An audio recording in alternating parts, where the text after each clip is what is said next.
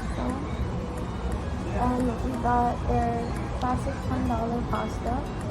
We got Alfredo with mozzarella balls and shrimp. We're gonna try it.